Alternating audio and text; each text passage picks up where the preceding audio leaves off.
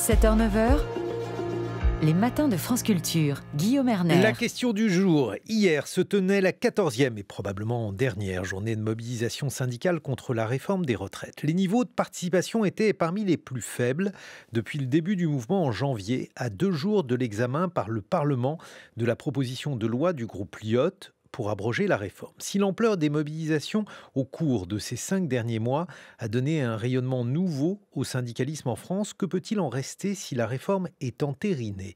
Qu'adviendra-t-il de l'intersyndicale et sur quel nouveau front se positionne-t-elle désormais ? Bonjour Léla de Comarmont. Bonjour. Vous êtes journaliste sociale pour le quotidien Les Échos. On s'attendait à ce que la mobilisation soit moins importante. Résultat, quels commentaires faire sur le niveau de mobilisation d'hier ? En fait, il y en a deux. D'abord, il y a un constat que fait d'ailleurs Laurent Berger de la CFDT, c'est que le match est en train de se terminer.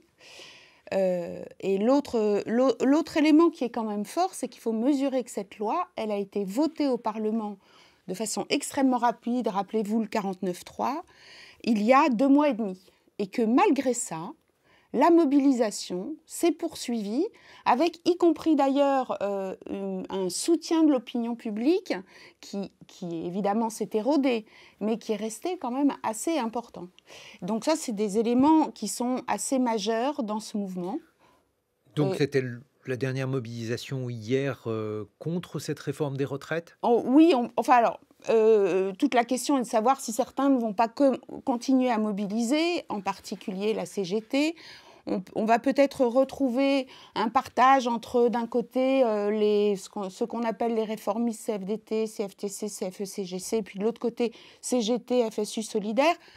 C'est à voir, parce que rien n'est pour l'instant acté, et on a eu des niveaux de mobilisation qui étaient si forts qu'on peut se dire qu'on peut aussi avoir intérêt à rester sur cette image-là de ce mouvement social. Bon. Maintenant, les syndicats pensent à l'après, évidemment, comme tout le monde, et c'est un enjeu majeur que de tirer les conclusions de ce mouvement. Bon, il y a une certitude en tout cas, c'est que ce mouvement a redoré l'image du syndicalisme en France, considérant qu'il y avait là un véritable levier de mobilisation, Léla de Comarmont. Oui, mais ça n'est pas le seul enseignement. On a un autre enseignement qui est majeur, qui est le retour de la manifestation dans le registre de contestation. Parce que si on regarde le mouvement contre la loi El Khomri, par exemple, les mobilisations n'avaient pas atteint un tel niveau. Et évidemment, un des éléments qui l'explique, c'est l'intersyndicale. Mais tout ça amène à la nécessité pour les syndicats de s'interroger sur leur registre d'action et sur comment tirer profit d'un mouvement dont le résultat concret a été négatif. Parce que de fait, la réforme des retraites passe.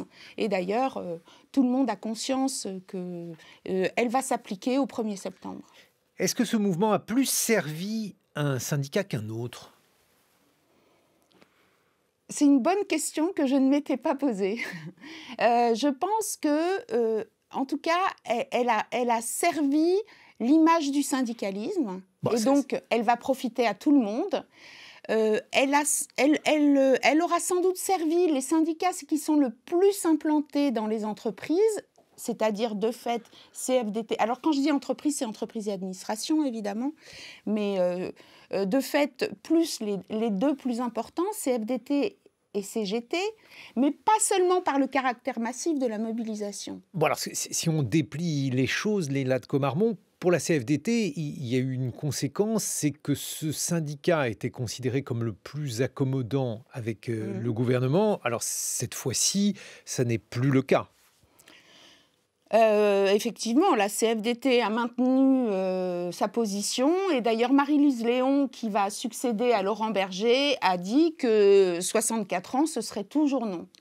Et donc, dans son positionnement, elle a fait apparaître sa fermeté sur des principes, d'ailleurs qu'elle avait actés en congrès, et elle a aussi sans doute, dans le corps militant, renforcer la fierté de représenter l'ensemble du corps salariale, l'ensemble des travailleurs, parce que dans les défilés, ce qu'on a pu voir derrière les bannières CFDT, c'est beaucoup notamment de salariés de deuxième ligne, des salariés qui se mobilisent peu et qui sont descendus dans la rue pour protester contre cette réforme qui, objectivement, est celle qu'ils vont subir le plus. Et alors là, toujours donc dans l'évolution des syndicats, pour la CGT, il s'est passé quelque chose de particulier puisqu'il y a eu donc un changement à la tête de ce syndicat pendant la mobilisation. C'est désormais donc Sophie Binet qui dirige la CGT. Est-ce qu'elle a imprimé sa marque? Est-ce qu'on voit une inflexion?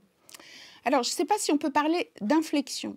En tout cas, ce qu'on peut dire, c'est que elle y est allée franco. Elle a un propos qui est incisif et quelque part qui remet les pendules à l'heure dans la CGT. Je m'explique. Quand on lui demande si elle va aller rencontrer Elisabeth Borne, ce qui est un élément qui ne va pas de soi pour la CGT aujourd'hui, elle dit « je vais y aller ».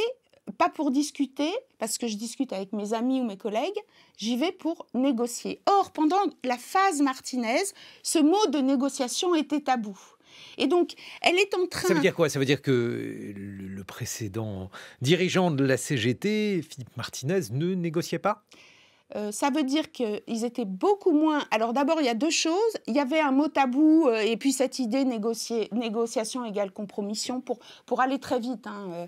Et puis la deuxième chose, c'est que la CGT a été beaucoup moins actrice des négociations sous Philippe Martinez que sous Bernard Thibault notamment. Et ça veut dire quoi? Ça veut dire parfois signer, mais encore peu. Ça veut dire surtout peser dans les discussions, y compris les discussions techniques. Et qu'a fait Sophie Binet? On a un accord sur les accidents du travail et les maladies professionnelles qui a été négocié.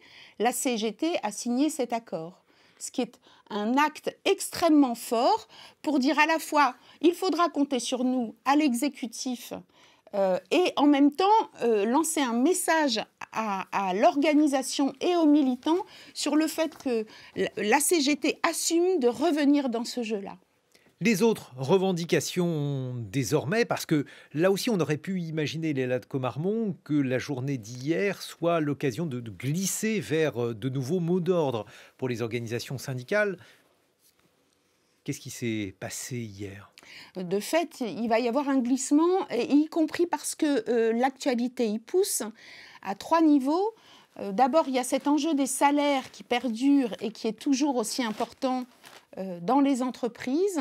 Et s'il y a bien un sujet sur lequel les syndicats sont présents dans les entreprises, c'est sur ce sujet-là, parce que je vous rappelle qu'il y a une obligation pour le patronat de négocier. Et puis il y a des négociations qui vont démarrer avec le patronat.